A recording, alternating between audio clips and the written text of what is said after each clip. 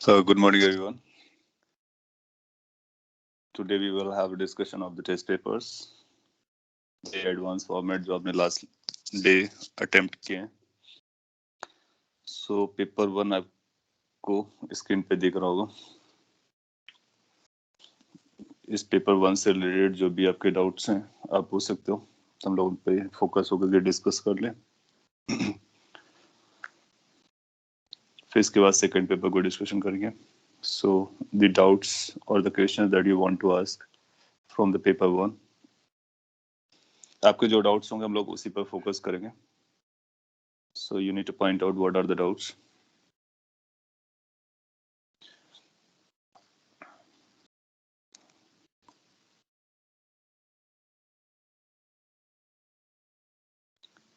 So question number, you are saying 1,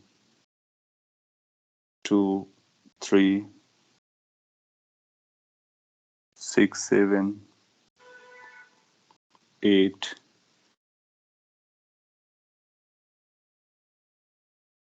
then 10, 12, 15. 10, 12, 15. सभी के doubts इसी में आगे होंगे. इसके अलावा भी कोई होगा तो आप जरूर बोल सकते हो. So पहले मैं आपसे पूछ लेता हूँ, how you find the paper level? Was too difficult, too easy, or moderate?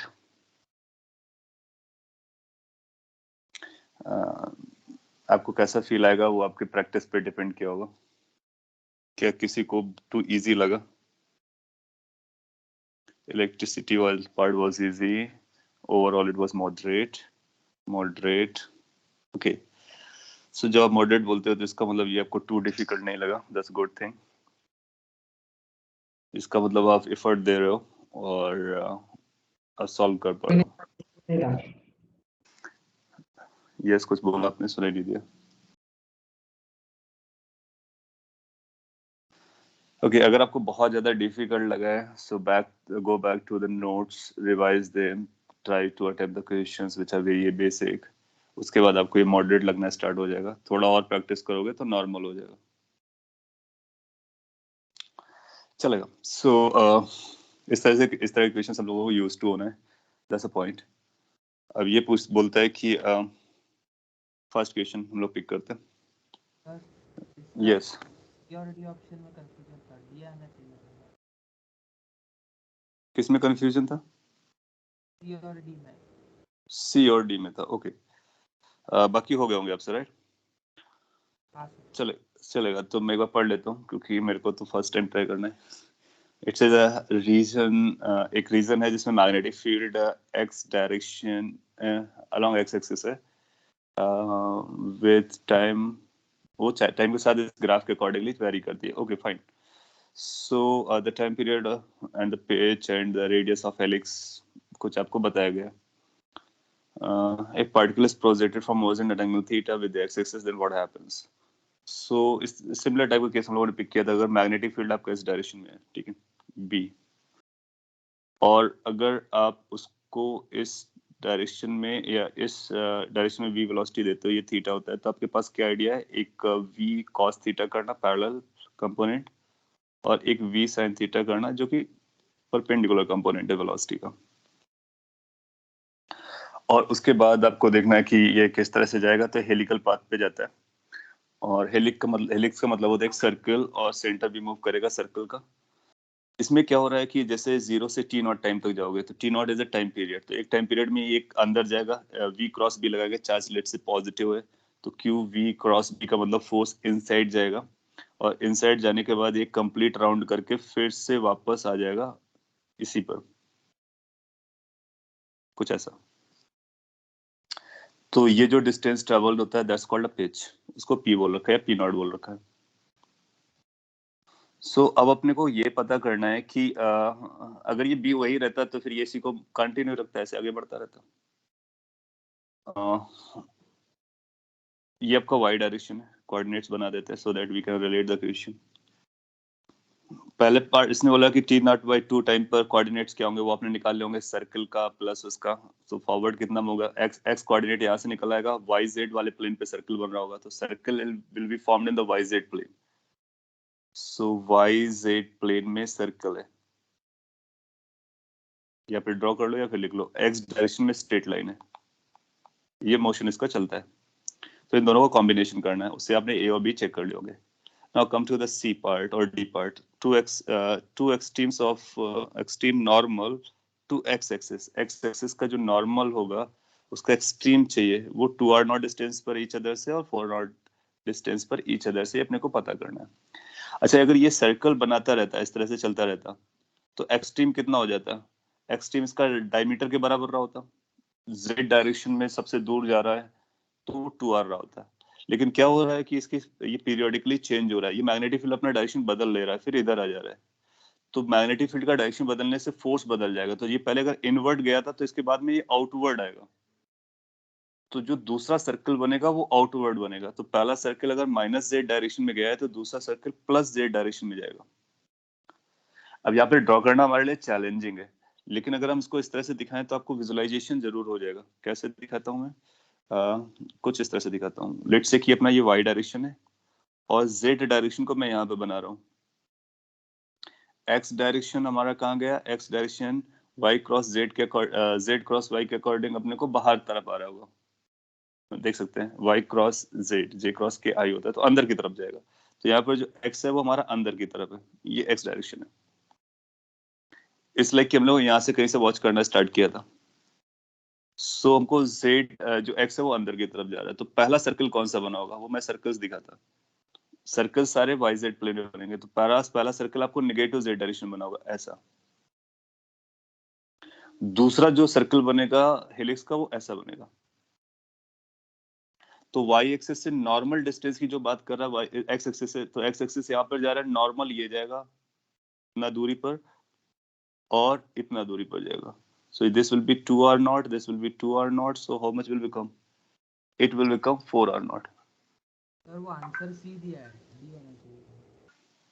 सी दिया है क्या? तो उसको हम लोग करेक्ट कर लेंगे। सर आंसर में 2r0 दिया है। 2r0 दिया, ओके, सो उसको हम लोग चेंज कर लेंगे, that's not an issue.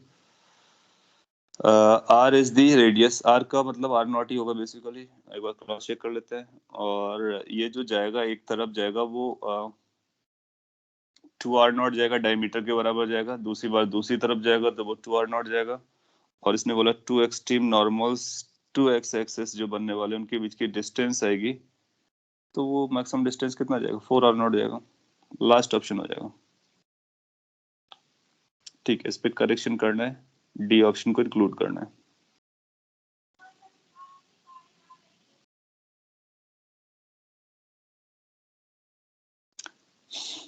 Okay, इसके बाद अपने क्वेश्चन नंबर 2 पूछे। क्वेश्चन नंबर 2 में भी कोई करेक्शन टाइप है क्या?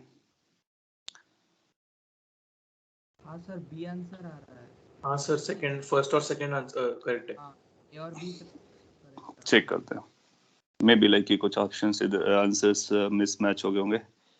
सो it says a non conducting disc, अपने पास एक डिस्क है जो कि नॉन कंडक्टिंग है, इसका मतलब चार्ज जहाँ पर है वहीं पर रहेगा, charge cannot move on that so. सो और टोटल चार्ज यूनिफॉर्मली डिस्ट्रीब्यूटेड है, रोटेट करता है एंगुलर वेलोसिटी ओमेगा से, मैग्नेटिक फील्ड सेंटर पे निकालना है। सो आप लोगों ने कुछ ऐसे स्टार्ट किया होगा कि लाइक एक आर डिस्टेंस पे जाकर के एक डी आर का एलिमेंट लिया होगा, और उस डी आर की वजह से एक रिंग बनी होगी, रिंग की वजह से अपने सेंटर पर निकाला होगा, फिर सभी को इंटीग्रेट कर दिया होगा, ऐड कर दिया होगा। तो उस पर जो करंट चल रहा होगा वो डी आई चल रहा होगा, ये रेडियस आर है। सो जो डी बी बनेगा, centre of the ring, because of current on a ring, formula क्या जाता है? Mu naught the current which is d I divide by twice into the radius which is r. Now how to write this di? Di could be written like q by t or dq by t. T is the time period. Dq can be written as total charge divided by pi r square into 2 pi r dr. So that's dq divided by t. T को हम लिख सकते हैं 2 pi by omega. So this converts into 2 pi is getting cancelled out. So this is coming as q omega upon pi r square r dr. अब इसको आप substitute कर देते हैं। अच्छा, सभी का जो कलेक्शन आएगा वो सेम डायरेक्शन में जा रहा होगा, सो बी निकालने के लिए डी बी को इंटीग्रेट किया जा सकता है। So we can say it's going to be mu naught into q omega r dr divided by twice r. R से R आपका कैंसिल हो गया, so ये आ रहा mu naught q omega divided by 2. What else? R is getting cancelled out. इसको 0 से capital R तक integrate करना था अपने को. So what do I want to say? Mu naught हो गया, क्यू हो गया, ओमेगा हो गया और आर कैंसिल हो गया, तो एक आर आ जाएगा.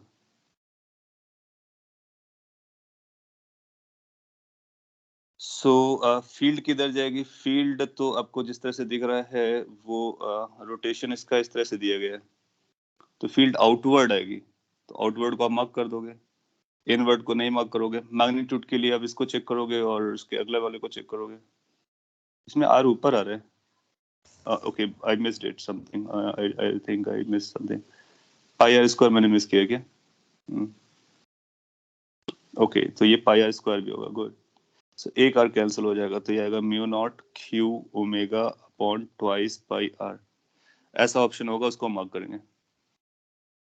लास्ट ऑप्शन दिया गया होगा. यस, समझ में आ गया आपकी क्या मिस्टेक रही होगी, इसको करेक्ट कर लीजिए.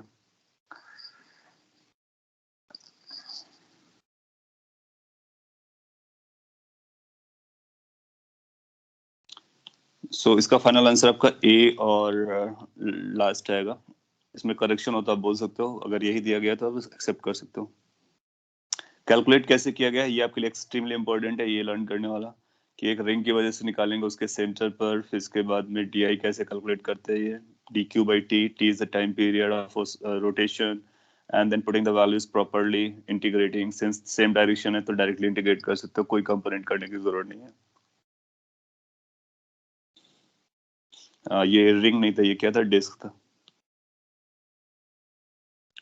चलेगा. सो उस गलती को सुधार लीजिए. क्वेश्चन नंबर आपने थर्ड भी पूछा है, सो थर्ड के बारे में बात कर लेते हैं. यस सर, वो थर्ड क्वेश्चन में जो डायग्राम बनाया था, तो उसमें वो जो 30 डिग्री एंगल वाला था, वो एक्स वाई प्लेन में था या एक्स जेड प्लेन में था?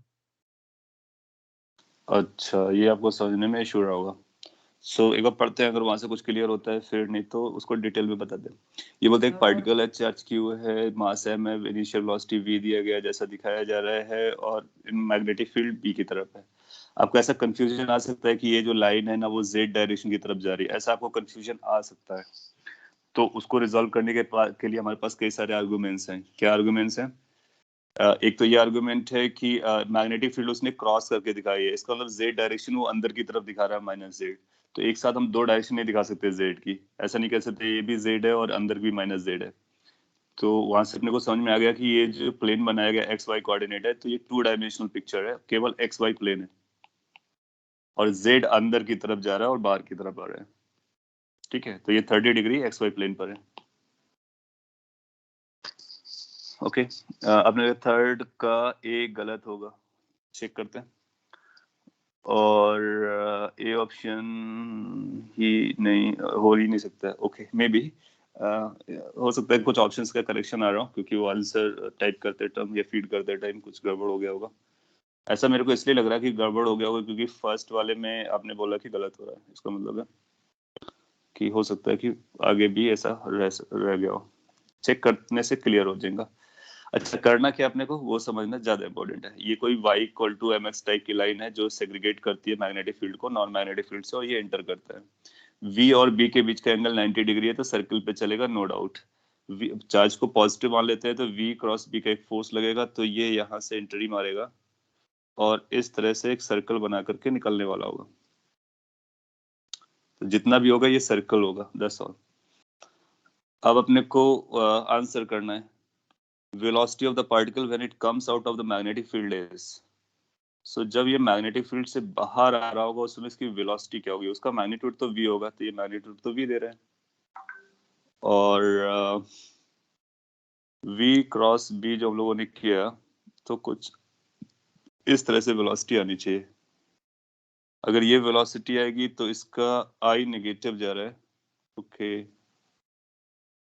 और j पॉजिटिव जा रहा है, जबकि ये i पॉजिटिव j नेगेटिव बोल रहा है. अच्छा, ये सब अब इस बात पे डिपेंड कर रहा है क्यू कैसा है। क्यू के बारे में इसने कुछ भी नहीं बोला। अगर क्यू सपोज कर लीजिए क्यू नेगेटिव रहा होता तो फिर हमारा पाथ ऐसा बनता। जब कोई अगर ऐसा पाथ सर्कल का बन रहा होता है तो हो सकता है कि हमारा एक पॉजिटिव एक नेगेटिव बन जाता। सर तब भी वही आता है।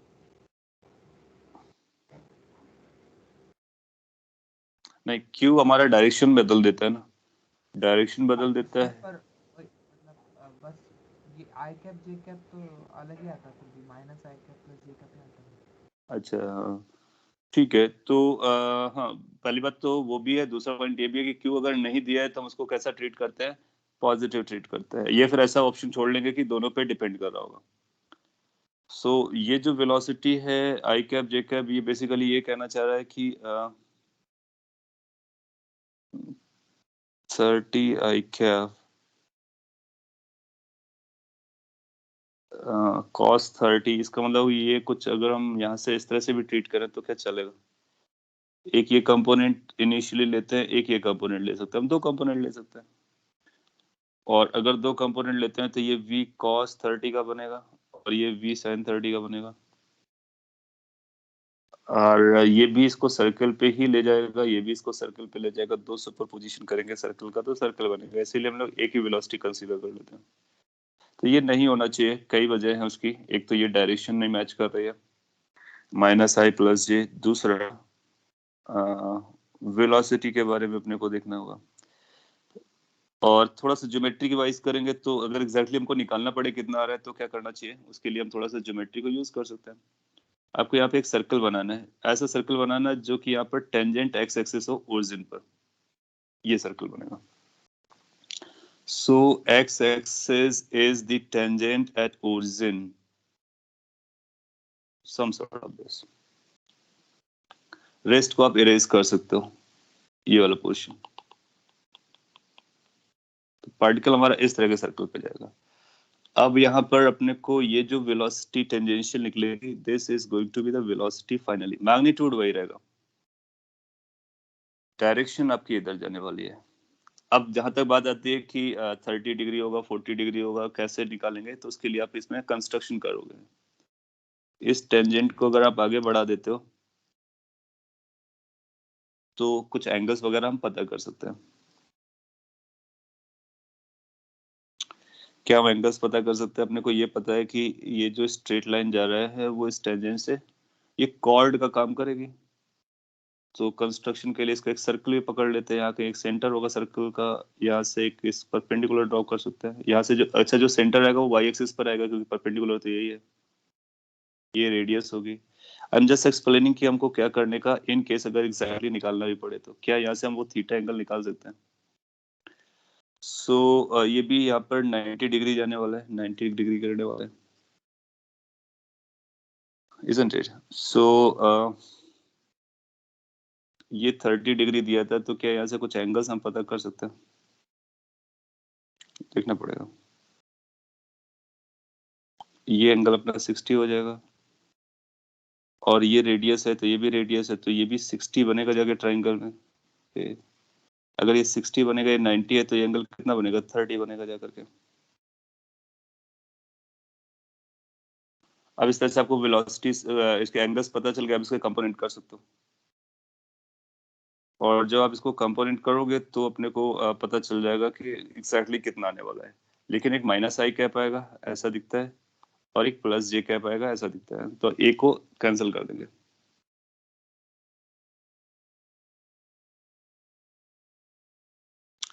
अच्छा, क्या यहाँ से अपने को ये पता चल रहा है कि ये वर्टिकल होना चाहिए?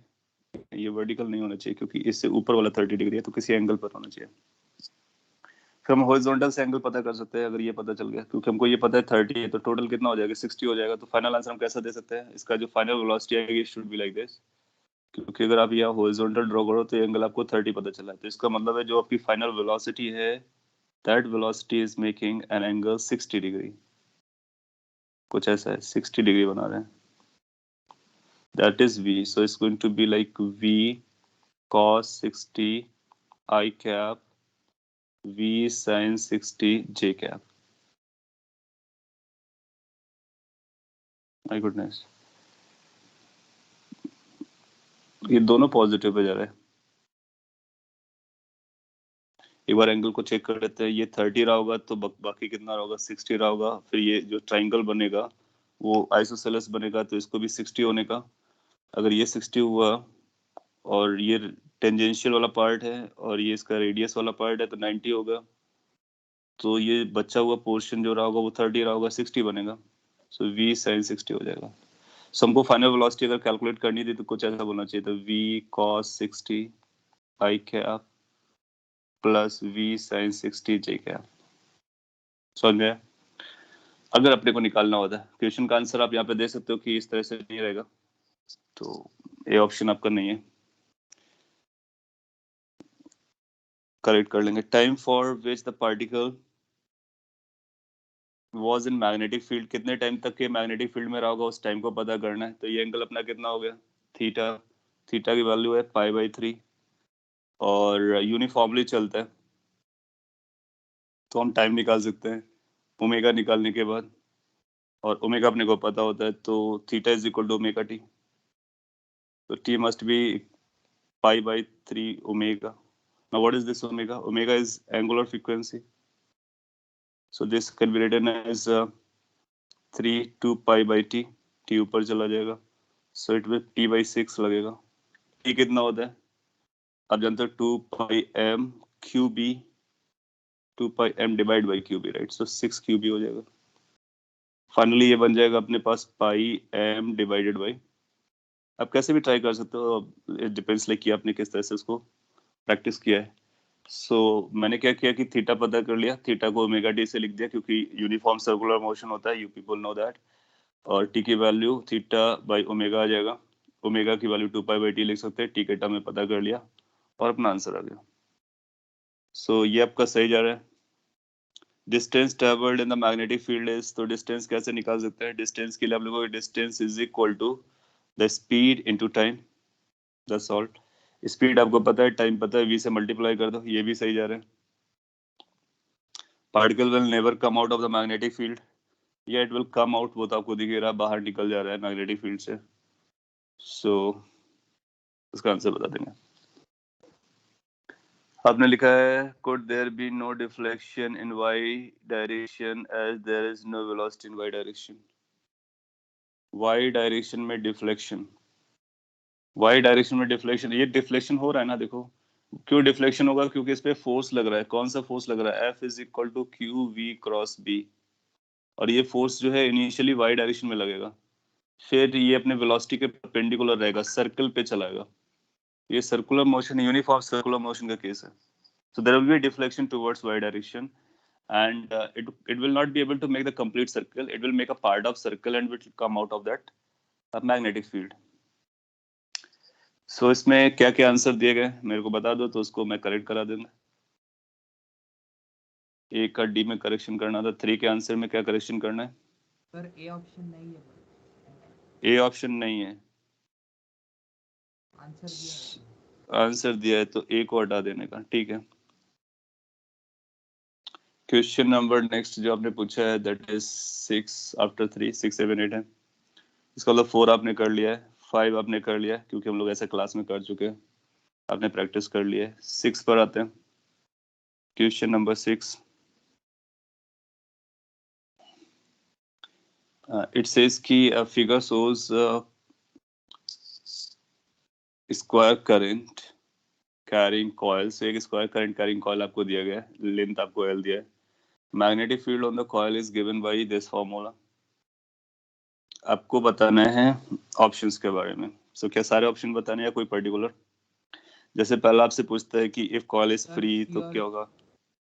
हाँ, तो अपने को क्या करना है, सभी पे फोर्स निकालना है, फोर्स निकाल करके टॉर्क निकालना है। सो फोर्स निकालने के लिए कौन सा फॉर्मूला लगेगा, F इज इक्वल टू आई और इंटीग्रेशन dl क्रॉस b। यहाँ पर b यूनिफॉर्म नहीं है, ध्यान देने का, तो हम इसको इंटीग्रेशन के बाहर नहीं निकाल सकते।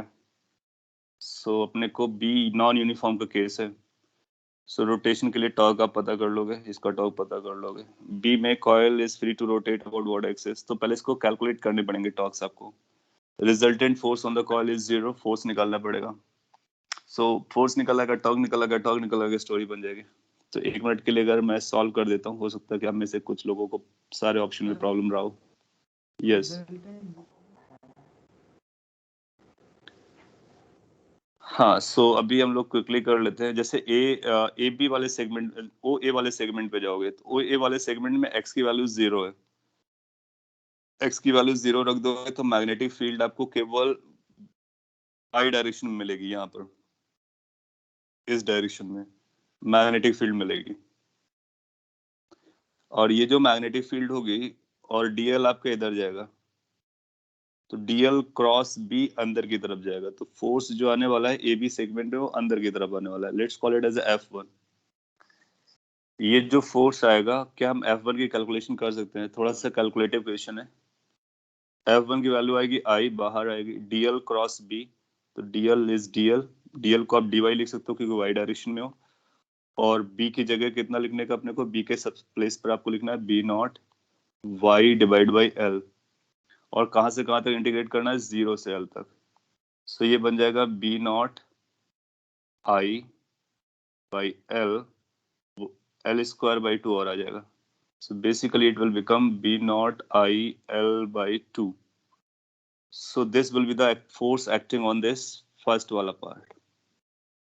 सेकेंड वाले पार्ट पे फोर्स किधर लगेगा? L cross. अच्छा, यहाँ पर जब रहोगे तो इस पे कौन सा वैल्यू कांस्टेंट है? वाई की वैल्यू कांस्टेंट है, एल है, तो वाई की वैल्यू आपको एल रख देना है। तो यहाँ पे जो मैग्नेटिक फील्ड आएगी, so that magnetic field will be, Y की वैल्यू जैसे आप एल प्लेस करोगे तो ये बन जाएगा बी नॉट इस डायरेक्शन में, और इधर आपका वेरी करेगा B naught X by L J cap पे रहेगा।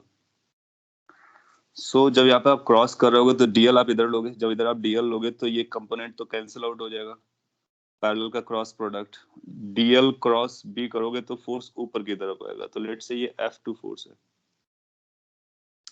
F2 का कैलकुलेशन कैसे जाएगा? F2 का जो मैग्नीट्यूड आएगा उसमें आएगा I, और डीएल क्रॉस बी में ये बी नॉट तो चला गया, यही रहा होगा 90 डिग्री है, तो ये इसकी जगह आप dx लिख सकते हो क्योंकि वो x डायरेक्शन में डीएल है। दूसरा B naught X by L आ गया, 0 से एल इसको भी इंटीग्रेट करना था, सो ये भी बन जाएगा B naught I L square by 2 into L down side, so by 2 आ जाएगा।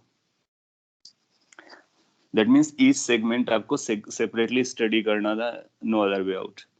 जब आप बीसी सेगमेंट पर आओगे तो बीसी सेगमेंट में एक्स की वैल्यू एल रहने वाली है, तो एक्स की वैल्यू एल प्लेस कर दोगे, तो जैसे एक्स की वैल्यू एल प्लेस करोगे तो यहाँ पर एक बी नॉट मिलेगा आपको मैग्नेटिक फील्ड, और ये अभी भी वेरी कर रहा होगा किस तरह से? B naught Y by L के फॉर्म में।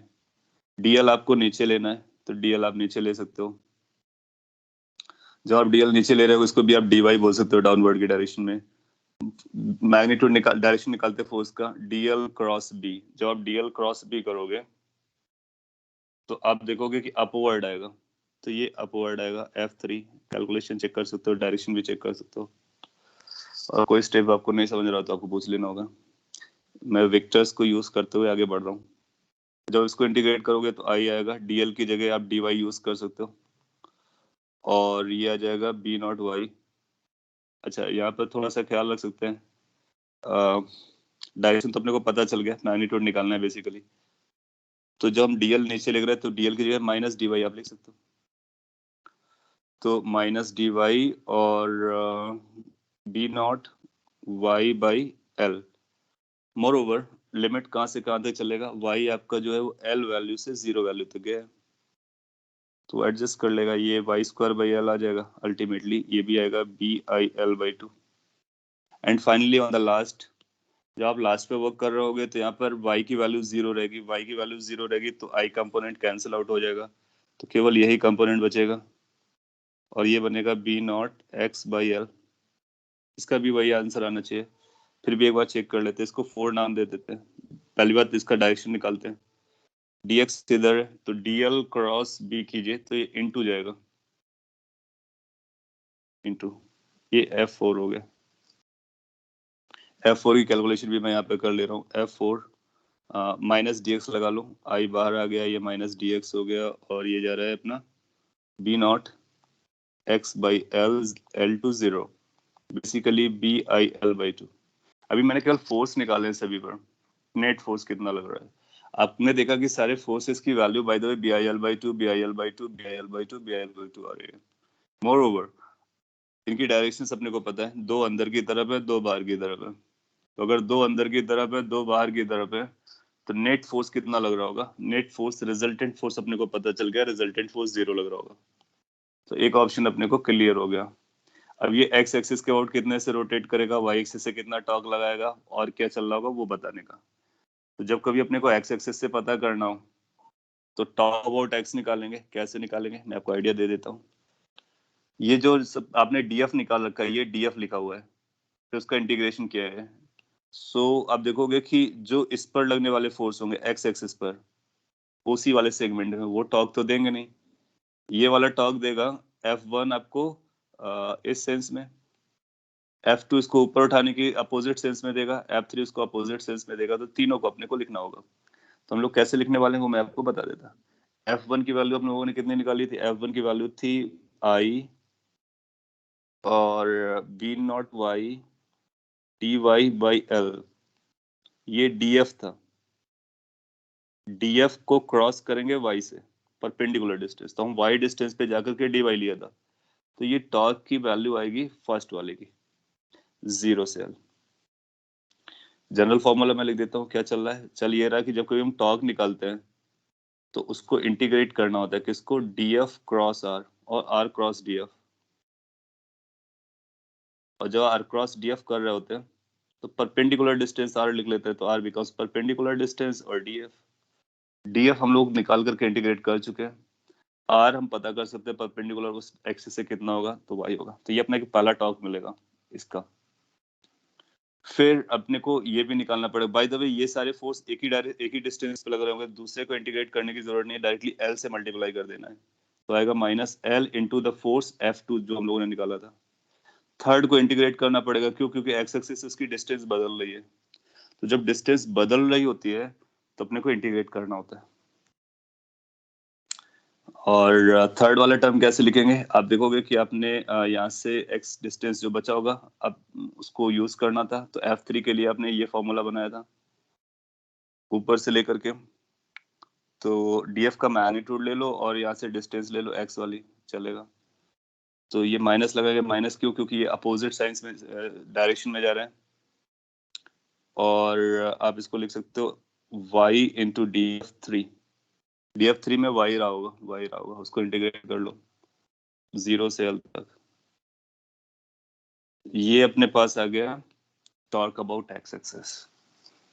फिर अगर टॉर्क अबाउट वाई एक्सिस जाना है तो आपका ये एक्सिस हो गया, और F1 का टॉर्क 0 हो जाएगा। F2 का टॉर्क इंटीग्रेट करके निकालेंगे, F4 का टॉर्क इंटीग्रेट करके निकालेंगे, F3 सारा सेम डिस्टेंस पर होगा, इसलिए डायरेक्टली निकाल सकते हैं। उनको निकाल करके हम चेक करेंगे, फिर इन दोनों में से जो मैच कर रहा होगा उसको हम मार्क कर देंगे। समझ में आ रहा है? आ रहा है तो इसको सॉल्व करके अपना आंसर बता सकते हैं। फिर आपसे पूछता है कि क्या म्यू क्रॉस बी कर सकते हैं यहाँ पर? तो म्यू क्रॉस बी टॉर्क के लिए हम तब अप्लाई करते हैं जब बी कैसा हो? यूनिफॉर्म हो। यहाँ पे बी नॉन यूनिफॉर्म चल रहा है, तो अब बोलोगे कि उससे हम लोग नहीं निकाल सकते हैं। बी अगर यूनिफॉर्म हो तभी म्यू क्रॉस बी लगाते हैं, ध्यान रखने का। अदरवाइज हमारे पास बेसिक तरीका क्या है? सभी पे फोर्स निकालो, फोर्स और टॉर्क फिर निकालो, टॉर्क को दोनों को, टॉर्क निकालना हो तो टॉर्क इंटीग्रेट करो, फोर्स निकालना हो तो फोर्स को इंटीग्रेट करके पता कर लो। इसके बेसिस पर आप चेक कर लेना, आपको आंसर्स मिल जाएंगे। नहीं मिलते हैं तो हमको बताने का। Question number 7 then 8। 7 में कौन सा पोर्शन बताना है, कौन सा पार्ट आपको बताना है? सर वो Sir, option 4 is wrong. It is given correct. ये इनकरेक्ट। सर उसमें आर का टर्म आना चाहिए था फोर्थ में। अच्छा, ओके, और ओके ओके, एक बार मैं चेक करता। The current density in a wire is given, field at a distance r, जो कि यहाँ पर दिया गया है, और अपने पास ये क्या है, किस पे जा रहा है करंट डेंसिटी? रेडियस पे जा रहा है। k is a constant. a कहाँ से इंट्रोड्यूस किया इसने? इसका मतलब है ये जो थोड़ा सा लैंग्वेज और होना चाहिए इस पे। ये जो करंट डेंसिटी है वो a रेडियस तक है, यानी r की वैल्यू a तक जा रही है। ऑब्वियस भी होगा क्योंकि a यूज हुआ है, और ये मेंशन होना चाहिए बाय द वे। सो यहाँ पर R is for less than equal to A इस डेफिनेशन के साथ, और ये करंट डेंसिटी चल रहा है, तो हम इसको ऐसा मान सकते हैं करंट डेंसिटी J इनटू जा रहा है या आउटवर्ड आ रहा है। अब आपसे पूछता है कि टोटल करंट कितना जा रहा होगा, ये आपने निकाल लिया होगा। कैसे निकालना है टोटल करंट, आप जानते हो। इसको निकालने के लिए आपने बोला होगा J 2 pi R dr from 0 to A। तो ये पहला पार्ट हो गया होगा। दूसरे पार्ट के लिए current passing through the cross section wire. अच्छा, इन दोनों के लिए यही है, जो भी सही हो जाएगा उसको मार्क कर दोगे। और मैग्नेटिक फील्ड निकालना है, इनसाइड वाला आउटसाइड वाला। तो ये आउटसाइड वाला है। आउटसाइड में आपको टोटल करंट जो पता होती है वहीं से निकल के आ जाती है। तो आउटसाइड के लिए जो मैग्नेटिक फील्ड आता है उसको हम लोग लिख सकते हैं म्यू नॉट आई, जो आपने निकाला, डिवाइड बाई 2 पाई आर, यहाँ से कवर हो जाता है। सो किसी भी आउटसाइड पॉइंट के लिए हम इसको डायरेक्टली यूज कर सकते हैं। अब ए बी में कौन सा सही है उसका आई यहाँ पे रख दो, डायरेक्ट आंसर आ जाएगा। तो इसमें 1/r आ रहा है, अगर ये सही जाएगा तो फिर ये हो सकता है।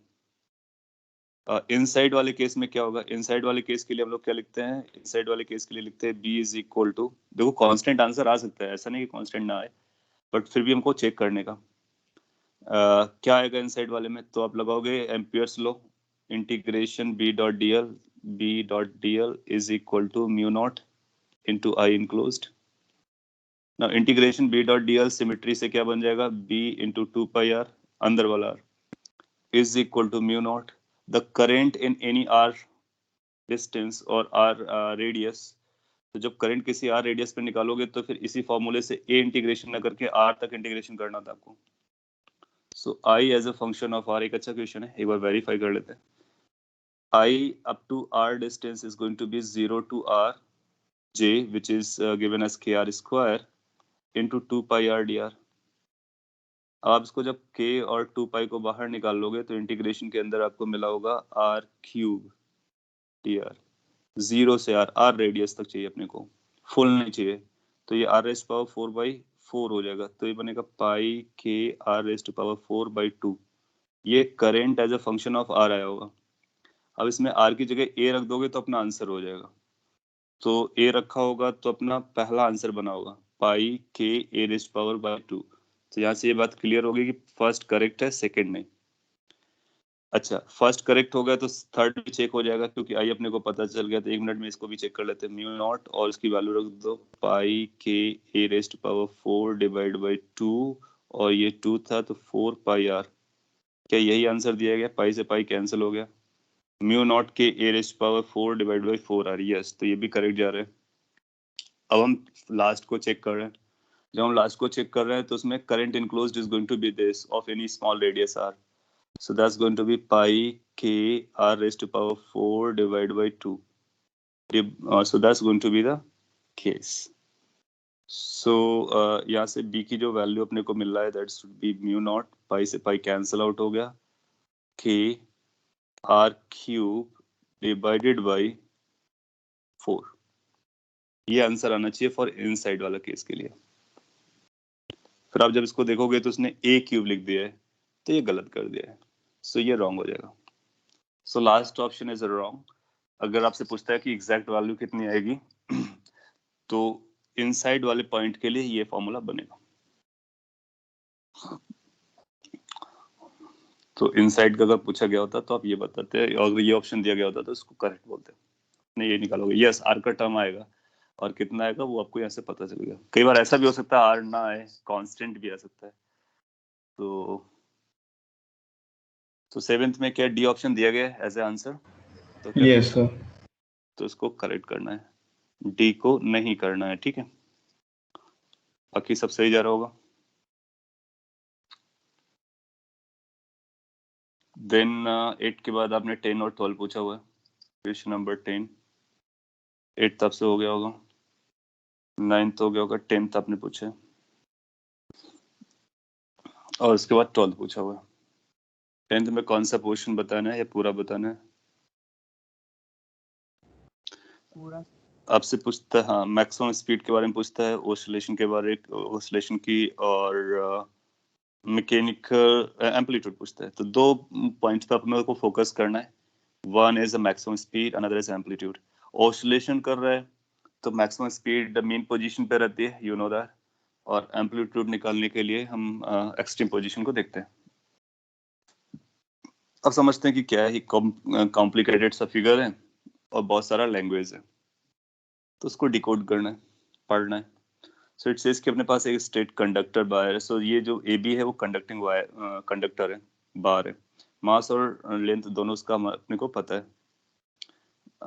Horizontal to non conducting spring, spring से कनेक्टेड है, स्प्रिंग्स आर नॉन कंडक्टिंग, तो उस पर चार्ज करंट नहीं जाने वाला है। Bar is located in region, magnetic field भी लगा हुआ है, ये भी दिख रहा है अपने को। काफी कुछ पिक्चर में दिख जाता है, बट सपोर्ट के लिए पढ़ने का अपने को। कैपेसिटर सी लगा हुआ है और इनिशियली चार्ज है प्लस माइनस दिखा रखा है, वी वोल्ट तक आपने इसको चार्ज कर रखा था। इसके पास इनिशियली चार्ज कितना रहा होगा, क्यू नॉट सी वी के बराबर हो गया होगा। फिर क्या करते हैं आप, स्विच स्प्रिंग का इनिशियली इक्विलिब्रियम पर है और इक्विलिब्रियम पर विद जीरो पोटेंशियल एनर्जी है। तो इसने equilibrium, springs are in equilibrium position with zero potential energy. तो इसका जीरो पोटेंशियल एनर्जी आपको कंसीडर करना है इक्विलिब्रियम का। तो इस सिचुएशन का इनिशियल पोटेंशियल एनर्जी जीरो है स्प्रिंग का, ये स्प्रिंग की हम लोग बात कर रहे हैं, ठीक है।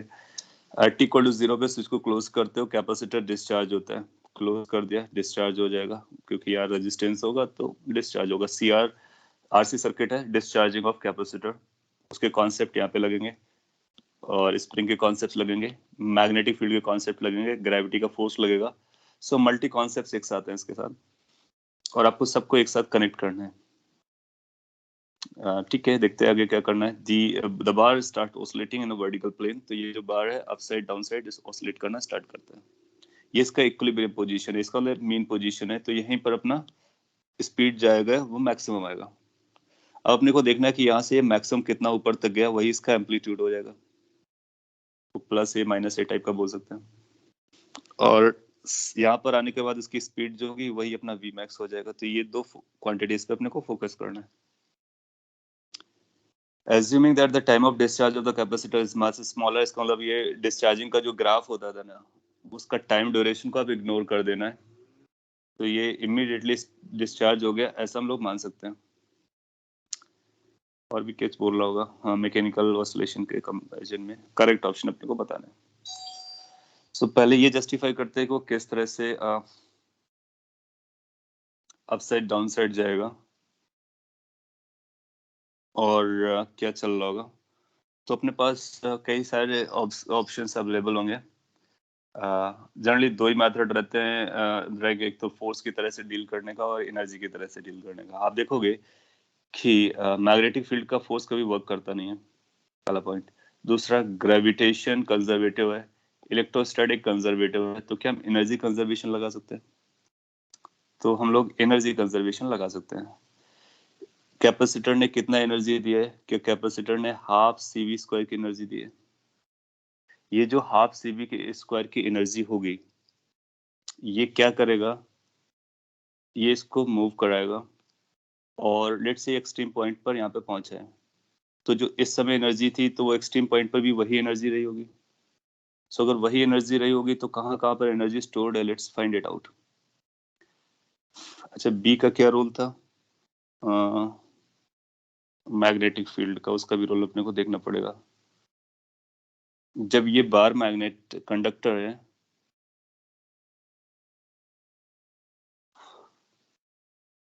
कुछ और बोलना पड़ेगा। हमको लगता है कि ये क्वेश्चन थोड़ा सा बियॉन्ड चला गया।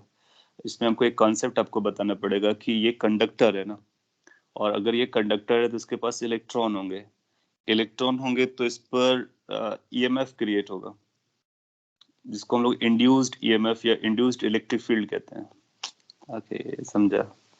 आपको क्यों भारी पड़ा? इंड्यूस्ड इलेक्ट्रिक फील्ड से रिलेटेड हो गया। आगे चल करके हम लोग पढ़ेंगे मोशनल EMF, बहुत जल्दी पढ़ने वाले हैं मोशनल EMF।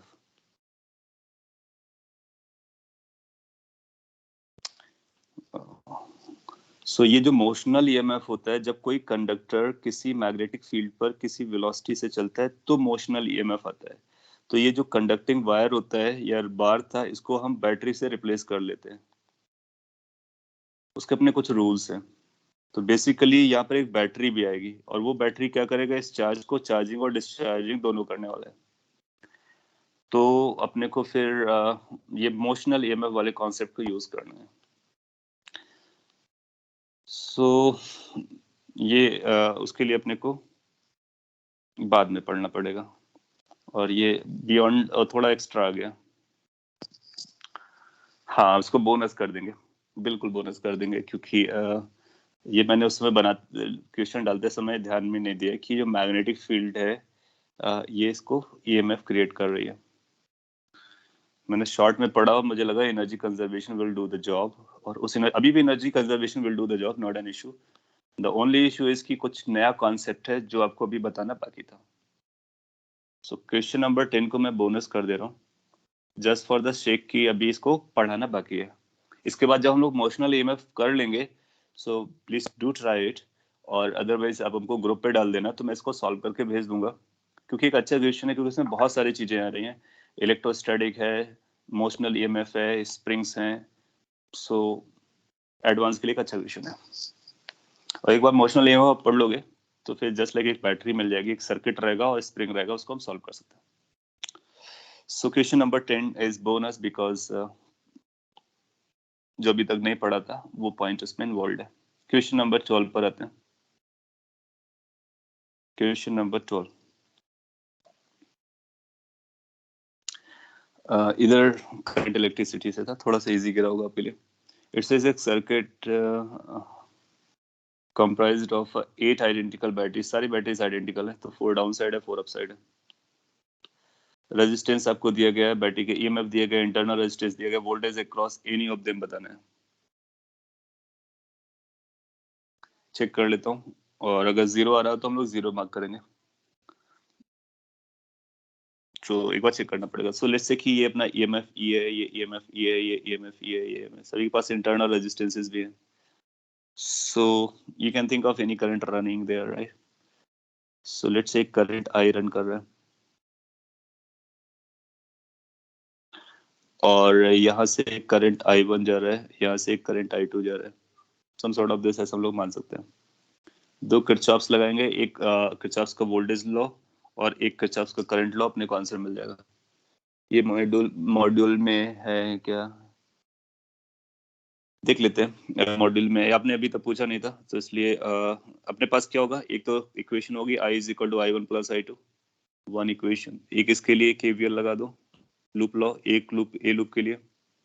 जब हम ए लूप के लिए अप्लाई करेंगे तो आप देखोगे कैसे लगाना होगा। एक आएगा I1 इंटू R, ठीक है, एंड उसके साथ आएगा plus 4 times IR, small R आएंगे, वो तो करंट के डायरेक्शन में रहते हैं, और ये माइनस से हम लोग प्लस की तरफ जा रहे थे, तो इज इक्वल टू 4 ही बन जाएगा दूसरा इक्वेशन। बी लूप के लिए लगा देते हैं, लेट्स से ये लोअर लूप बी लूप है, या फिर बड़ा लूप के लिए लगा देते हैं, चॉइस अपनी है, आर अपने को पता है। सो अगर हम बी लूप के लिए अप्लाई करते हैं तो क्या लिखना होगा, इधर से इज इक्वल टू इधर से, तो यहाँ से आएगा 4 IR माइनस ये I2R होगा, यहाँ पर I2 करंट चल रहा है, 4 टाइम्स E, सो ये 4 टाइम्स E रहा होगा, minus I1R is equal to 0। That's the third equation. अब अपने पास ये 3 इक्वेशंस हैं, यहाँ से आप कोई भी एक यहाँ से आप I1 I2 निकाल सकते हो, और बोलता voltage difference across any of the battery. अगर ये एनी ऑफ द बैटरी बोल रहा है, इसका मतलब होगा कि फिर इस वाले ब्रांच से करंट नहीं जा रहा होगा, या फिर हो सकता है कि कुछ और भी कंडीशन हो, सो अभी उतना जल्दी जस्टिफाई नहीं करते। क्या कर सकते हैं, क्या यहाँ से हम लोग कैलकुलेट कर सकते हैं आई, क्योंकि अपने को आर पता है और ई पता है और स्मॉल आर भी नोन है, तो यहाँ से I1 I2 I3 निकल आएगा। फिर अपने को जो बताना है वो क्या बताना है, वोल्टेज पोटेंशियल डिफरेंस, इसके अक्रॉस कितना होगा, क्योंकि ये बैटरी से करंट जा रहा है, तो ये आएगा E माइनस IR लिखो, और या फिर दूसरे वाले से निकालोगे तो वो आएगा कितना, करंट इससे भी निकल रहा है, तो ये E माइनस I2R आ रहा है। इसका मतलब है I और I2 की वैल्यू बराबर आनी चाहिए, तो I1 0 आना चाहिए। क्योंकि इसने एक लाइन बोल दी, voltage across any of the battery is, any of the battery बोल रहा है, इसका मतलब सभी बैटरी के अक्रॉस सेम पोटेंशियल डिफरेंस आना चाहिए, लेकिन यहाँ पर I1 I2 जा रहा है तो इससे लग रहा है कि वो अलग अलग आएगा, तो अपने को सॉल्व करना पड़ेगा। सॉल्व करने के लिए सर दोनों ब्रांचेस में बैटरीज की पोलैरिटीज अपोजिट है, तो सिंपली करंट की डायरेक्शन देख के वो जो सेंटर वाला रेजिस्टेंस है उसमें से I1 0 हो जाता तो I2 को 0 क्लेम कर सकते हैं। I1 0 हो जाता है तो I2 को 0 क्लेम कर सकते हैं। हाँ, नहीं I1 0 होना तो दिख रहा है यहाँ से, क्योंकि उसकी लैंग्वेज से भी दिख रहा है, बट एक बार हम मैथमेटिकली उसको चेक करना चाहते हैं, तो अगर हम मैथमेटिकली चेक करना चाहते हैं तो उसको चेक किया जा सकता है, क्या कर सकते हैं,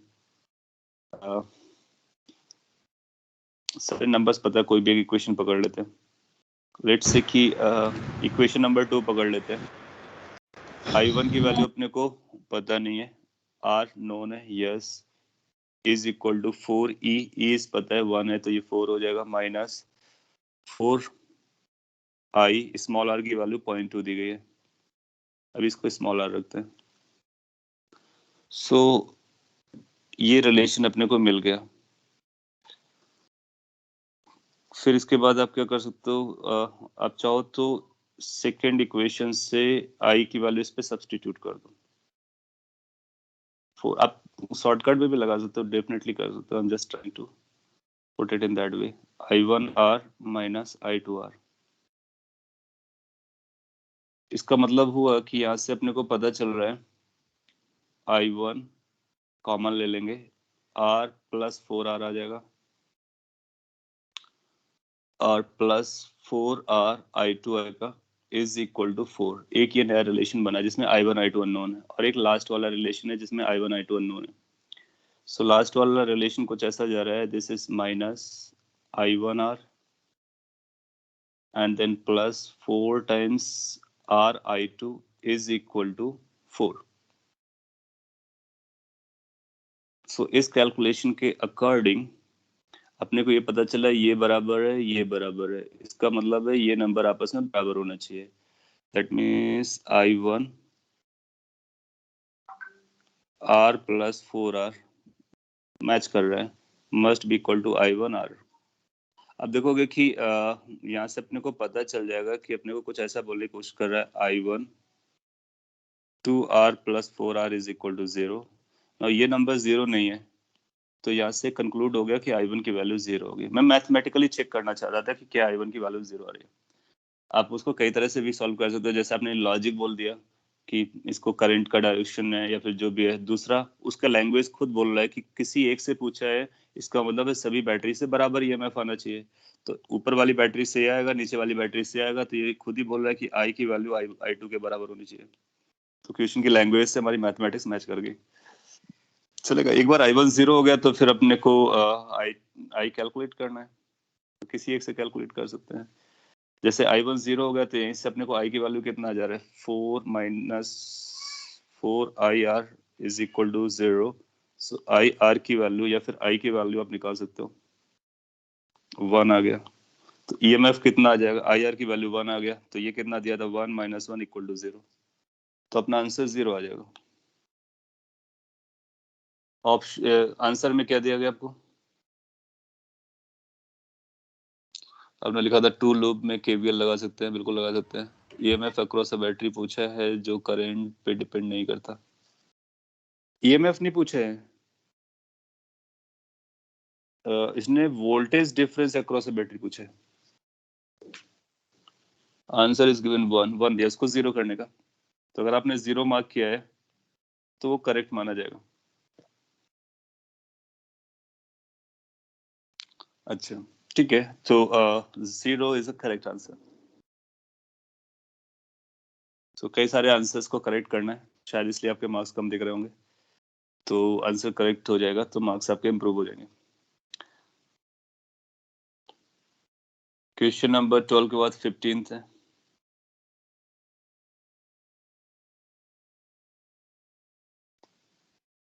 क्वेश्चन नंबर 15 ये तो हम लोगों ने क्लास में किया हुआ था, इसके साथ क्या इशू है, ये डिस्कस किया था आपने, मॉड्यूल में पूछा था, R2/R1 की वैल्यू 2 आती है, मेरे को याद भी है। क्या आंसर 2 दिया कि इसमें भी आंसर में कुछ इशू बना दिया? क्वेश्चन नंबर 15 नहीं आंसर सर, बराबर है। बराबर है। और अगर आपको ये देखना है तो हम लोगों ने लास्ट डिस्कशन किया था जब करंट इलेक्ट्रिसिटी का फ्राइडे को, तो इसको डिस्कस किया गया था, मॉड्यूल में था ये क्वेश्चन, और उसमें R1/R2 पूछा था तो 1/2 आंसर आया था, और इसमें R2/R1 पूछा है तो 2 आया। कैसे सॉल्व किया है आप वहां से देख सकते हो। तो 15 अपना करेक्ट जा रहा है। तो अपने जो करेक्शंस हैं मैं एक बार उनको नोट डाउन कर लेता हूँ। So you left question number 8. I left question number 8, so let's come to the 8. Here's 8. Question number 8 says कि uniform magnetic field is directed in outward, ऐसा दिखाया गया है आपको, perpendicular to the page. The charged particle moves in a plane of the page, follows a clockwise spiral of decreasing radius as shown. A reasonable explanation is, तो ये बताता है कि एक पार्टिकल ऐसे चलता है और स्पाइरल होते हुए अंदर चला जा रहा है, और तो इसका सर्कल है, सर्कल का रेडियस कम होता जा रहा है, मैग्नेटिक फील्ड इनसाइड है और वेलोसिटी के बीच का एंगल 90 डिग्री है, तो ये mv/qb की रेडियस पे चल रहा होगा किसी भी इंस्टेंट ऑफ टाइम पे। अपने को पता है कि रेडियस डिक्रीज कर रहा है, क्यू नहीं बदलेगा, बी नहीं बदलेगा, क्योंकि बी यूनिफॉर्म लगा हुआ है, क्यू बदलता नहीं है, मास बदलता नहीं है। दिस विल कंक्लूड कि वेलोसिटी शुड बी डिक्रीजिंग, इसका मतलब वेलोसिटी डिक्रीज हो रहा होगा। अब बोलता था चार्ज पार्टिकल इज पॉजिटिव। अच्छा, प्लस और माइनस कैसे डिसाइड करेंगे? फोर्स से, क्योंकि ये ऐसा सर्कल बना रहा है तो फोर्स इधर लग रहा होगा सेंटीमीटर, तो V क्रॉस B करोगे, तो जब V क्रॉस B करोगे, V आपका ये क्रॉस B करोगे तो फोर्स इधर आएगा और इधर ही आ रहा है, इसका मतलब Q पॉजिटिव है, तो Q पॉजिटिव है, ये भी पता चल गया। स्लोइंग डाउन हो रहा है, ये भी पता चल गया। स्लोइंग डाउन मत कर दो इसको, Q निगेटिव स्लोइंग डाउन नहीं मैच करेगा। और भी कुछ ऑप्शंस होंगे, बस वही सब बोल रहा है, तो एक ही ऑप्शन आपका मिल जाएगा। सो क्यू वी क्रॉस बी से पहले अपने को फोर्स की डायरेक्शन निकालनी थी। फोर्स की डायरेक्शन आपको पता है टूवर्ड द सेंटर होती है, तो वहां से चार्ज के बारे में पता चल जाएगा, फिर आर की वैल्यू mv/qb से v के बारे में पता चल जाएगा। सिंपल सा एप्लीकेशन है, अच्छा एप्लीकेशन है, ऐसे क्वेश्चन आपसे पूछे जा सकते हैं। Okay, so quickly we can jot down the correction. So एक मिनट मेरे को टाइम दो, मैं इसको नोट कर लेता हूँ ताकि मेरे को याद रह जाए बाद में।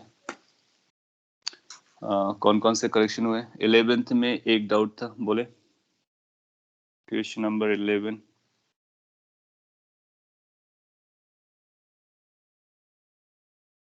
अच्छा, न्यूमेरिकली था, केवल इतना ही है। What is that? सर वो उसमें करंट एक पॉजिटिव आता है एक नेगेटिव, तो उनके मैग्नीट्यूड्स ऐड होंगे या वैसे ही ऐड होंगे?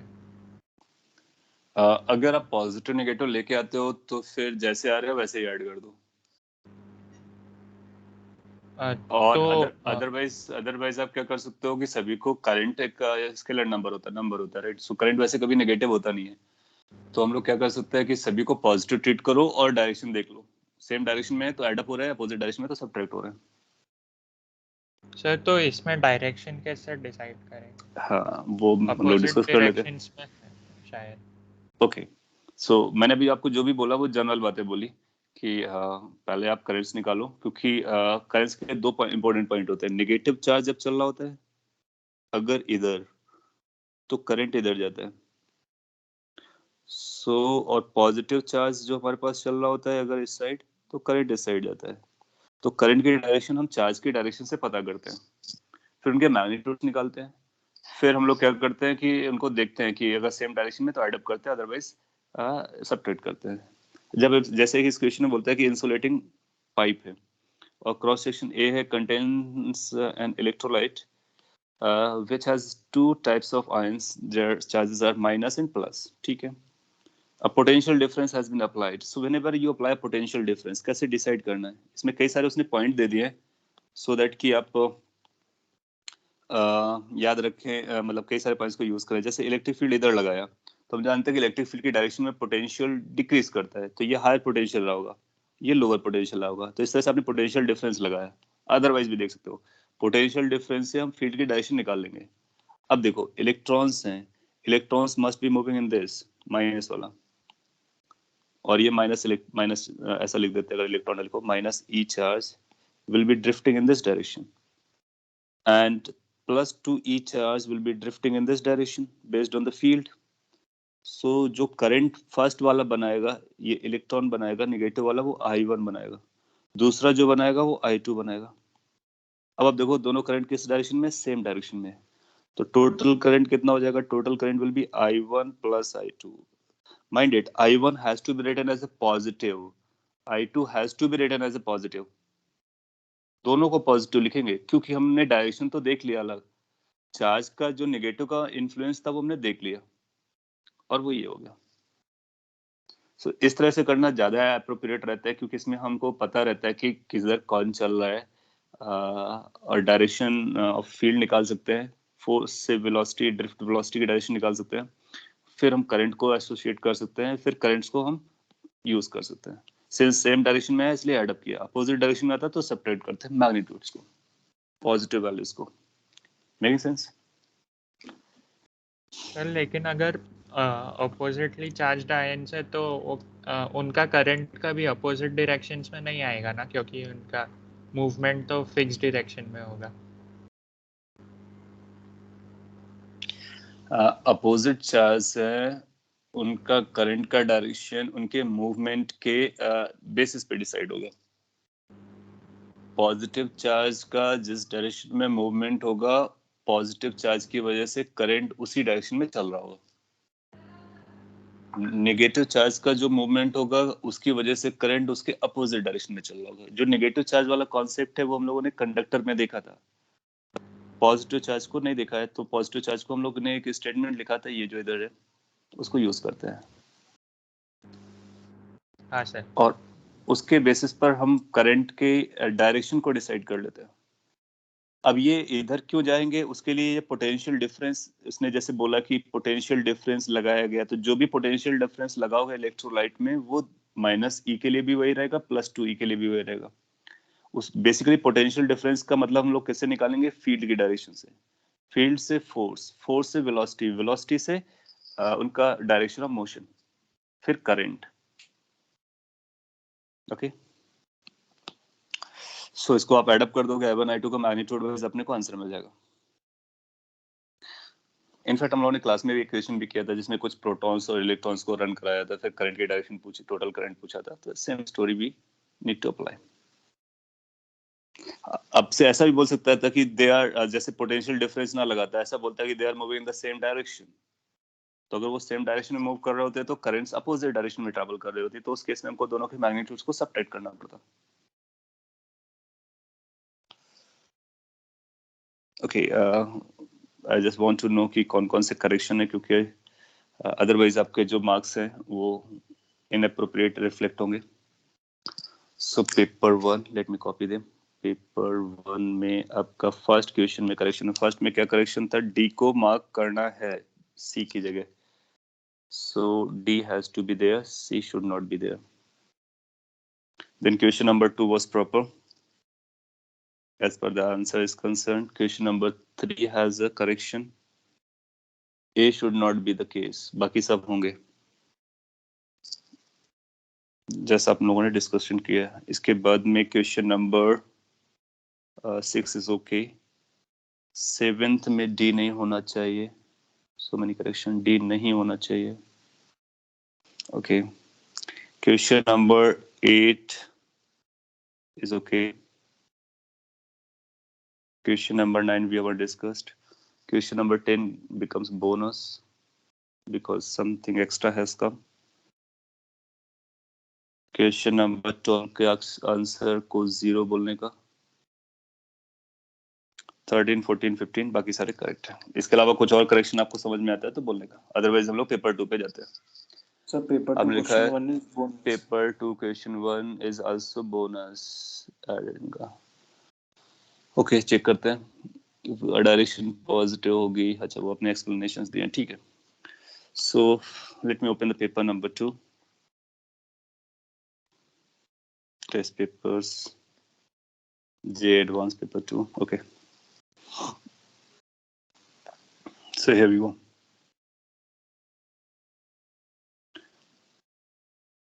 क्वेश्चन पेपर 2 आपको रिलेटिवली इजियर लगा होगा, ऐसा मेरे को ख्याल में आ रहा था जब मैं पेपर बना रहा था, क्योंकि इस पे बहुत ज्यादा ट्विस्ट टर्न्स नहीं थे, फॉर्मूला बेस्ड सीधा जैसा था. Again it will depend on your practice level. Question number 1 के बारे में, magnetic field at the centre of coil of radius r if having current I is B, then the magnetic field at a particular distance from the center would be what? Sir, Yes. sir, in this question, sir, like when we going away from the center of the magnetic field will decrease, and it's given NB, and N should be an integer, so it won't like satisfy. Okay, so ये integer में question था. Sir 1/8 है answer, और answer actual में आपने 8 दिया है. हाँ सर, वही किया है. Okay. Okay. ये न्यूमेरिकल में होता तो चल भी जाता, राइट? ऐसा कहना चाहते हो? इंटीजर न्यूमेरिकल में होता तो इसको 1/n बोल सकते थे. हालांकि यहाँ पे मैंने ऐसा नहीं बोला कि n is integer, but point is कि जो इसको रखा गया होगा शायद वो इंटीजर कैटेगरी पर रखा है. Sir, we cannot enter decimal places in such questions, even in the while writing the answer. नहीं, उसमें फिर वो इंटीजर में और डेसिमल अलाउड नहीं रहेगा, ऑफ कोर्स नहीं रहेगा. जैसे न्यूमेरिकल क्वेश्चंस आते हैं ना, न्यूमेरिक वैल्यू टाइप वाले आते हैं, जैसे इसका लास्ट पोर्शन होगा, लास्ट 6 क्वेश्चंस होंगे. जैसे आप देखोगे इसके जो लास्ट 6 क्वेश्चंस होंगे वो शायद वो इधर से उधर हो गया. यहाँ पर आपको फिल इन द ब्लैंक्स देता है, तो उसमें आप 0.8 1/8 का वैल्यू भर सकते हैं, इनफैक्ट 1/8 भी लिख सकते थे. सो ओके, प्रोबेबली ये अच्छा, आप लोगों का 8 आंसर आ रहा है, आई मीन 1/8 आ रहा है. अगर आपको 1/8 आ रहा है तो वो करेक्ट है. अब इसके लिए हम लोग क्या कर सकते हैं, 1/8 के लिए वो हम लोग चेक कर सकते हैं. n की वैल्यू 1/8 आप फीड नहीं कर पाओगे. Okay, so that's challenging. और 1/8 करके अगर मैं उसको करेक्ट करूं तब भी नहीं चलेगा. ठीक है, एनीवे, तो वो मार्क्स को लेकर के उसको हम लोग एडजस्ट कर लेंगे, बोनस कर देंगे, क्योंकि इसको हम एडिट भी नहीं कर सकते हैं सॉफ्टवेयर में. न्यूमेरिकल होता तो एक बार के लिए चेक करते भी. तो अगर 1/8 आया तो आपका करेक्ट है, अगर 1/8 नहीं आया तो आप ये मान के चलोगे कि आपका रॉन्ग हुआ है. मार्क्स भले मिल जाए, वो एक अलग स्टोरी है, लेकिन आपका रॉन्ग हुआ है ये आपको फील करना है, because honesty is with you. कैसे सॉल्व करना है, आई डोंट थिंक वो बड़ी प्रॉब्लम रही होगी. एक्सेस पे आपको फील्ड पता रहता है, और यस, ये आपने बहुत अच्छा पॉइंट रेज किया कि सेंटर पर उसकी वैल्यू मैक्सिमम होती है, तो it keeps on decreasing, so it can't be integral time और more than one factor of b. n must be here, n must be less than 1, so n is 1/8, but 1/8 cannot be filled, so वो filling software का issue रहा, integer type format का issue है. ठीक है, मैं इसको बोनस कर देता हूँ, क्योंकि फॉर्मेट का इशू या लॉजिस्टिकल इश्यूज भी इश्यूज माने जाते हैं. कॉन्सेप्चुअली कुछ भी इशू नहीं है, n की वैल्यू 1/8 आ रही है, 1/8 is acceptable answer, so that has to be correct, but fill नहीं कर सकते हो. इसलिए अगर रिटन एग्जाम वैसा आपको पेपर में रहा होता तो फिर आपको 1/8 लिख सकते थे आप, या फिर 1/8 लिखने का ऑप्शन अवेलेबल होता, तो इसलिए बोनस हो गया. आपने कुछ और क्वेश्चंस पूछे, मैं उनको लिस्ट कर देता हूँ. बाकी और भी डाउट्स जो है आप बोल सकते हो. 1, 6 है आपके डाउट्स. सो 1 हम लोगों ने बात कर लिया, 1 में कुछ कंस्ट्रेंट्स आए.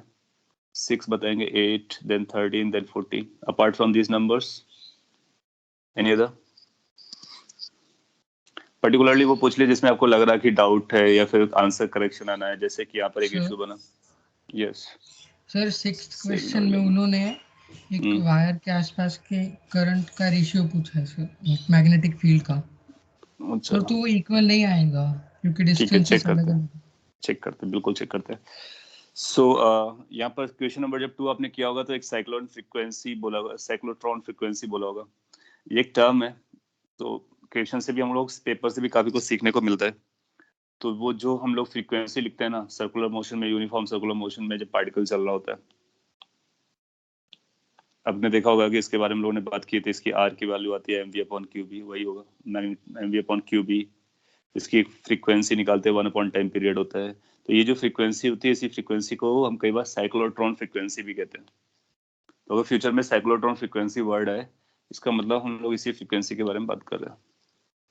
बाकी ये सारे आपने कर लोगे, सिंपल वाला पार्ट था। 6 पर आते हैं directly. Question number 6। 6 was again integer type, so it says a long straight wire of radius a carries a steady current I. The current is uniformly distributed across its cross section, so that means this wire is thick, not thin. The ratio of the magnetic field at a/2 and twice is, हाँ अब बोलें आपको क्या issue आ रहा है? Question number 6 के बारे में आप कुछ बोल रहे थे निनांत। फिर वो थिन वायर ले ली थी। हाँ गड़बड़ हो गया। सो इनसाइड वाले inside of the cylindrical wire का एक फॉर्मूला अलग होता है, आउटसाइड के लिए एक अलग फॉर्मूला होता है, दोनों के लिए डिफरेंट फॉर्मूलास लगाओगे और उसके बेसिस पर आप फील्ड निकालोगे। तो क्या इसका करेक्ट आंसर आ जाता है जो दिया गया? हाँ सर। ठीक है, ओके गुड। तो 6 अपना डन हो गया। क्वेश्चन नंबर 7 आपने पूछा है। 7 पर आते हैं। A proton is fired from origin with this velocity in magnetic field. This subsequent motion पे क्या होने वाला है?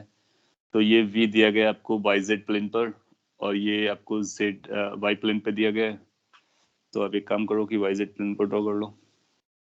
सर वो ये x y प्लेन पर ड्रॉ कर लो। ठीक है, एक बार हम फिगर ड्रॉ कर लेते हैं। ऐसे क्वेश्चन में क्या होता है कि एक बार फिगर ड्रॉ करो फिर विजुअलाइजेशन आपका स्टार्ट हो जाता है। सो v क्रॉस k क्रॉस ये जो फोर्स आपका है x डायरेक्शन में आएगा। सो कोई भी डायमेंशंस बना सकते हैं। बेटर होगा कि अगर इसको हम z और y बना लेते हैं और x z भी बनाएंगे तो चलेगा।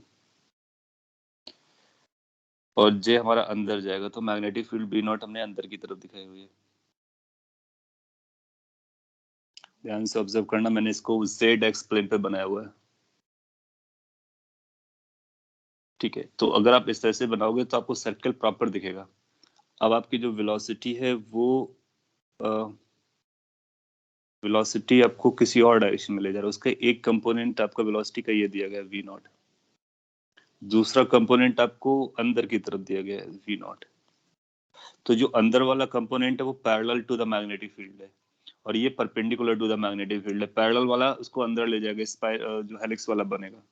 सर्कल्स जो बनेंगे वो यहाँ से निकाले जा सकते हैं। प्रोटॉन है, पॉजिटिव चार्ज था, तो v क्रॉस b करोगे आप, तो जैसे आप v क्रॉस b करोगे तो फोर्स इधर आएगा। तो सर्कल कैसा बनेगा वो मैं ड्रॉ कर देता हूँ। मैं पूरा पाथ नहीं ड्रॉ कर पा रहा हूँ क्योंकि यू नो कि लाइक वो z एक्सिस पे भी जाएगा, बट यस ये जरूर ड्रॉ कर सकते हैं कि उसका सर्कुलर वर्जन कैसा रहेगा, ये रहेगा। सो ये इस तरह के सर्कल में जाएगा और सर्कल अंदर चलता जाएगा। अब आप आंसर दे सकते हो। Its z coordinate can never be negative. Its x coordinate can never be positive. Its xy coordinates, you can answer all answers. You can give from here. V cross B किया तो ये बन गया force.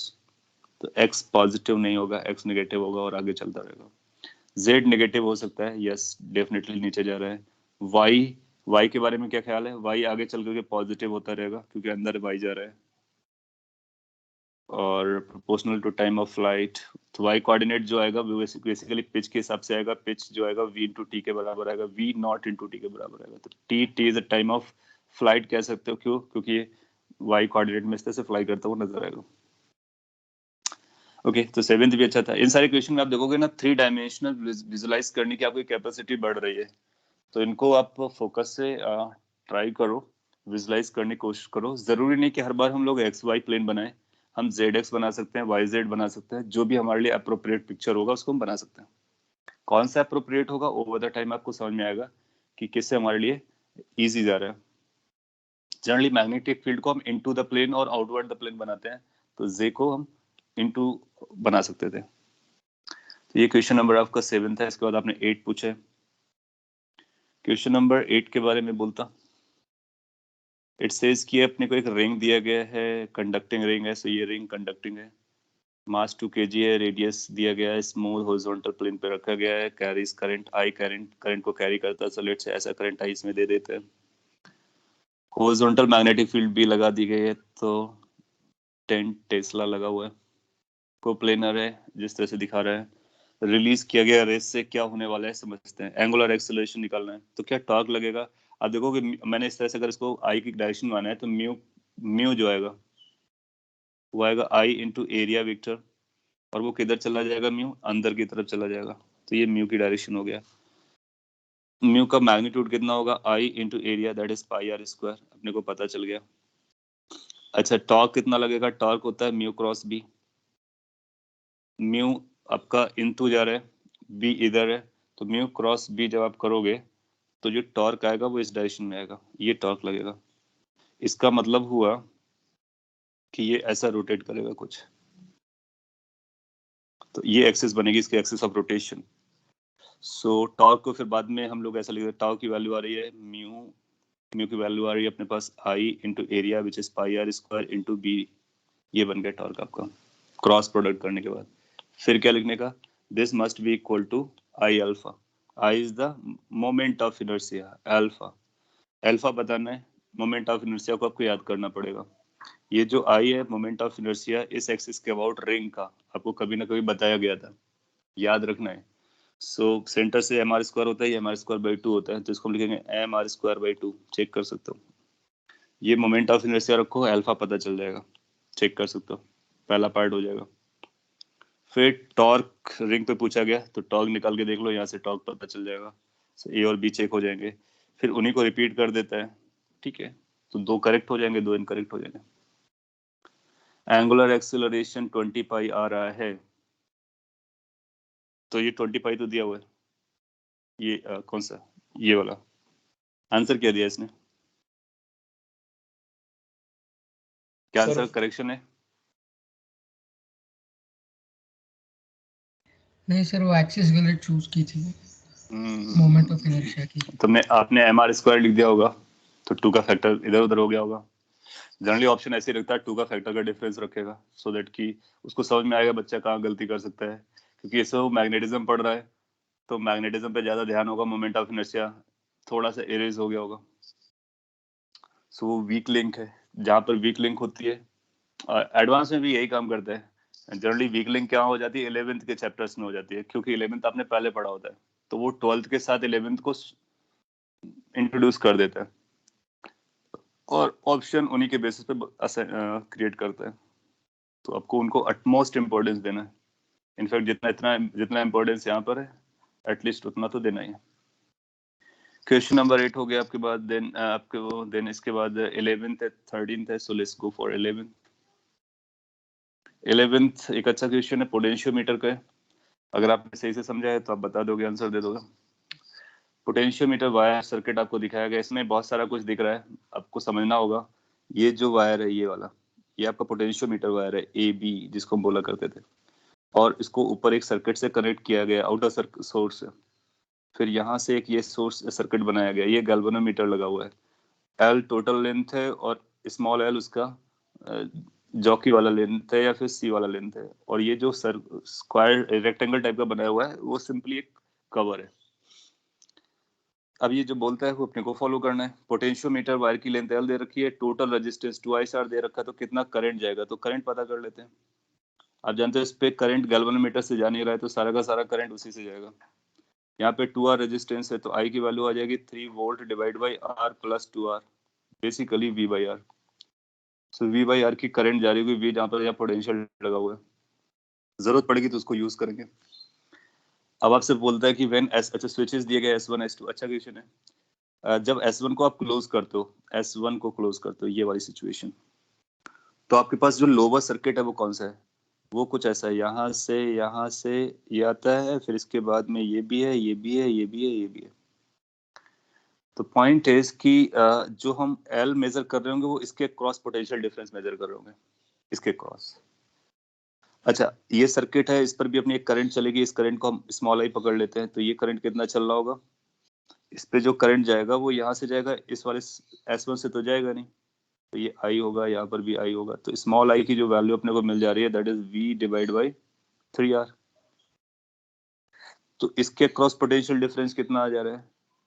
So let's say कि ये D और ई point था, तो potential difference between D E point is going to be small I into R, so it's going to be V by 3।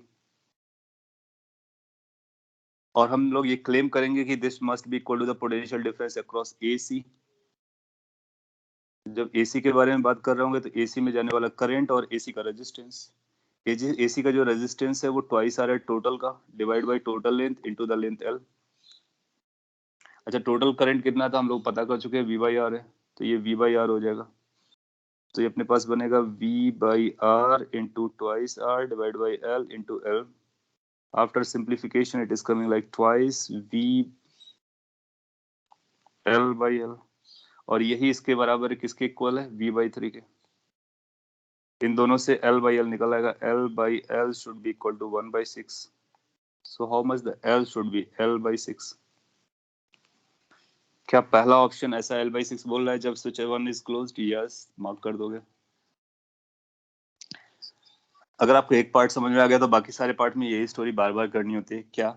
तो जो नीचे वाला सर्किट है उसका ईएमएफ निकालेंगे, पोटेंशियल डिफरेंस निकालेंगे, ऊपर का निकालेंगे, फिर दोनों को बैलेंस करेंगे। और यहाँ से नो डिफ्लेक्शन वाला केस है, तो आप S1 क्लोज कर लिया।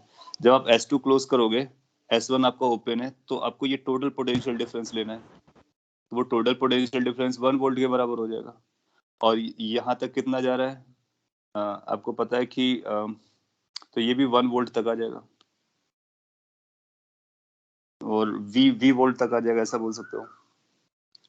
तो फिर L पता कर लेंगे, क्योंकि ये टोटल 2L जा रहा होगा तो हाफ जाएगा, तो ये भी हाफ जस्टिफाइड हो जाएगा। सिमिलर तरीके से आप निकाल सकते हो। जब आप दोनों क्लोज करोगे तब क्या होगा? जब दोनों क्लोज करोगे तो आप देखोगे कि ये जो वायर है, कनेक्टिंग वायर, शॉर्ट सर्किट कर दिया, तो ये रेजिस्टेंस हमारा काम का नहीं रहा, तो इस पे करंट केवल इतने पोर्शन से जाएगी। और अगर इतने पोर्शन से जाएगी तो ये पोटेंशियल कहाँ का मेजर हो रहा होगा? इसके अक्रॉस का मेजर हो रहा होगा। दैट मीन्स अगेन वी के बराबर मेजर हो रहा होगा। लेकिन इस केस में फिर अपने को वी पता कर लेना होगा, या फिर आप आई आर पता कर लो तब भी चलेगा। तो पॉइंट इज कि ये शॉर्ट सर्किट हो जाएगा जब दोनों को क्लोज करेंगे, तो L बाई 2 लगेगा जाकर के, क्योंकि ये इसी जैसा हो जा रहा है। तो आंसर भी हो गया, क्योंकि ये नहीं हो सकता। चेक कर लो कि ACD आंसर, ABD आंसर दिए होंगे।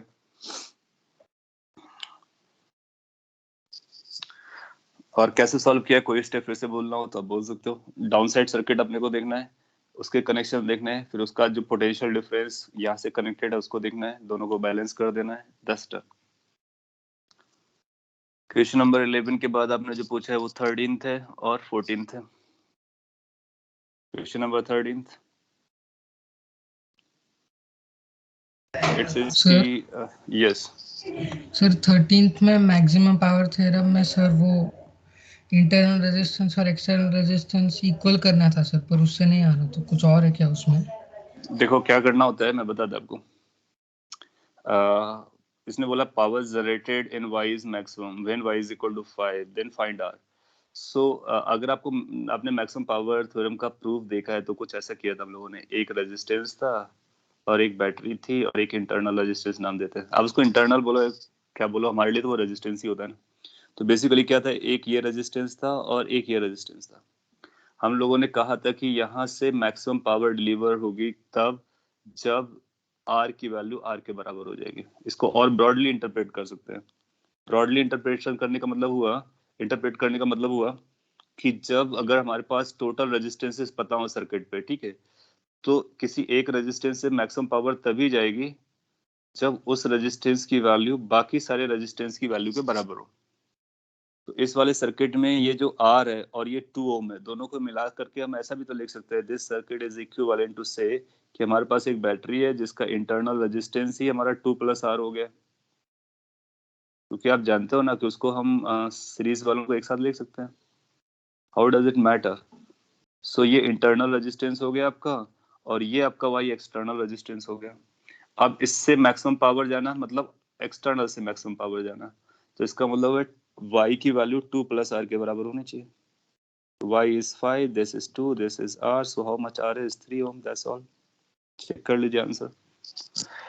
सो कहने को वो तो हम लोगों ने इंटरनल रेजिस्टेंस यूज किया था, बट आइडिया क्या है, किरचॉफ्स लॉज है. किरचॉफ्स लॉज में रेजिस्टेंस चाहे इंटरनल हो चाहे एक्सटर्नल हो, behave similarly. So you can connect this with this and call together as internal, just for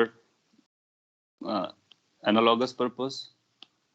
और आप ऐसे भी याद रख सकते हो कि अगर जितने भी रेजिस्टेंसेस हैं, बाकी सारे नोन हो, एक अननोन हो, तो अननोन से मैक्सिमम पावर उतना ही जाती है, बाकी सबके सम के बराबर. अगर सीरीज में है तो, पैरेलल में होंगे तो उनका इक्विवेलेंट निकाल सकते हैं, तो वो भी कर सकते हैं. समझ में आया? सो 13 का आंसर हम उस लॉजिक से दे सकते हैं. इसके अलावा भी हमारे पास तरीके हैं. क्या? बेसिक तरीका, आप यहाँ से एक करंट लेके चलो, पावर निकालो, y से पावर निकालो, उसको मैक्सिमाइज करो, अपने को आंसर मिल जाएगा. आप चेक करोगे कि आपको वही आंसर आएगा. क्वेश्चन नंबर 14 आपने पूछा है. सो इट सेज कि ये हमको लगता है हम लोगों ने क्लास में डिस्कशन के टाइम पे लिया था. आपके मॉड्यूल का क्वेश्चन है. Is that? Yes, sir. We have discussed the same question in module discussion. So जो फ्राइडे का मॉड्यूल डिस्कशन था, उसको आप ओपन कर लो. अगर आपने क्लास अटेंड नहीं किया था तो उस पर इसका सोल्यूशन बताया गया, एक्सप्लेन किया गया, वहां से आप देख सकते हो. ये सो रिपीट करने का कोई मतलब नहीं है, आपके पास रिकॉर्डेड है, आप देख सकते हो. इसके बाद ये गैल्वेनोमीटर्स के थे, वो आपने कर लिए होंगे. कोई और डाउट रहा हो तो आप जल्दी से पूछ लीजिए. टाइम भी आपका हो गया और अपने दोनों पेपर भी कवर हो गए. इस पेपर में कोई करेक्शन? फर्स्ट क्वेश्चन में फर्स्ट को बोनस देना पड़ा because of some constraints, otherwise everything is fine, right? Okay, so first is bonus, so एक correction है, that's all.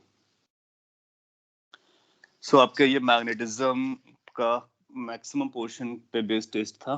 कुछ पोर्शन अभी बाकी है, उसको हम लोग इस वीक में कवर कर लेंगे और फिर उसके बाद हम लोग आगे बढ़ेंगे.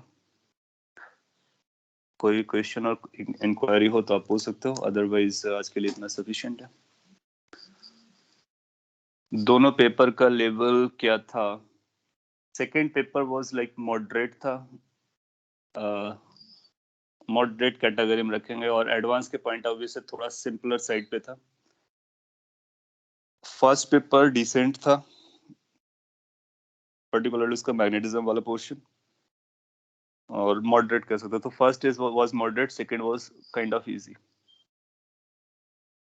Next paper portion, next paper आपका 15 डेज बाद होने का है और वो मेंस पैटर्न का होने का है, तो उसमें हम लोग केवल मैग्नेटिज्म रखने वाले हैं. सो अभी से उसको डिस्क्लोज कर देते हैं. जो नेक्स्ट टेस्ट जेई मेन का होगा, we will have only magnetism, और मैग्नेटिज्म में मैग्नेटिक इफेक्ट ऑफ करंट होगा. जितना अभी तक पढ़ा है उसके आगे जितना हम लोग पढ़ेंगे मैग्नेटिज्म वो होगा. So, केवल मैग्नेटिज्म रखेंगे. ईएमआई और एसी को अगले वाले चैप्टर पे रखें, अगले वाले टेस्ट पे रखेंगे. Okay, anything else you want to ask? So इस पेपर, इन दोनों पेपर को आपको एक बार फिर से सॉल्व करना चाहिए. जो आपसे हो गए उनको भी, जो नहीं हुए उनको भी. कुछ पॉइंट्स जो आपके लिए टफ जा रहे थे उनको अपने नोटबुक में ऐड करने का, और अगर कोई क्वेश्चन अच्छा लगता है, टफ जा रहा था आपके लिए, तो उसको भी नोटबुक में ऐड करने का, या फिर प्रैक्टिस बुक में ऐड करने का, सो दैट फ्यूचर में आप उसको देख सको, रिवाइज कर सको. चलेगा. So that's all for the day. Next class में हम लोग आगे बढ़ेंगे मैग्नेटिज्म के साथ. Should we read magnetic material from NCERT? हाँ, that's good point. आप सभी लोग मैग्नेटिक मटेरियल को एक बार NCERT से जरूर पढ़ लीजिए, क्योंकि ये more theoretical, and go through this NCERT book, और मे बी SCV और मे बी मॉड्यूल, जहाँ से भी आपको अच्छा लगे. आई विल से कि NCERT से जाओ, क्योंकि वो आपके लिए मेंस में भी हेल्प करेगा. सो एक बार मैग्नेटिज्म या मैग्नेटिक मटेरियल की जो प्रॉपर्टीज वाला पार्ट है वो आप पढ़ लोगे, तो मैं जो शॉर्ट में बताऊंगा आपको समझ में आ जाएगा. इस मोर थ्योरेटिकल बिल्कुल आपको पढ़ना है, और नेक्स्ट क्लास में भी मैं अनाउंस कर दूंगा. Okay, thank you then.